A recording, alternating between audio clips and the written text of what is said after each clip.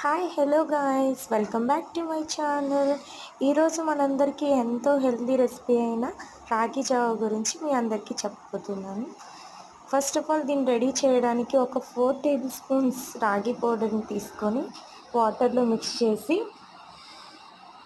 Lumps లేకుండా thick consistency వచ్చేలాగా mix చేసుకోవాలి. మీకు తెలుసా ఫ్రెండ్స్, ఆ రోజుల్లో మన అమ్మమ్మలు బామ్మలు వాళ్ళు ఎంతో ఆరోగ్యంగా బలంగా ఉండేవారంట. వాళ్ళు అన్నానికి బదులుగా ఈ రాగి జావనే తీసుకునేవారంట. 10 మంది పిల్లల్ని కన్నా నీరసం నొప్పి అనేవారే కాదంట.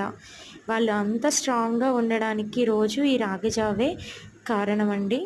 మీరు కూడా ఈ హెల్తీ రెసిపీని ట్రై చేయండి. రాగి జావ హెల్త్కి చాలా అంటే చాలా మంచిదండి. ఇందులో ఐరన్ కంటెంట్ ఎక్కువగా ఉండటం వలన తాగిన వెంటనే పొట్ట నిండుగా అనిపిస్తుంది. దానివలన ఎక్కువ ఫుడ్ తిని లావుగా అయిపోయాననే బాధే లేదు.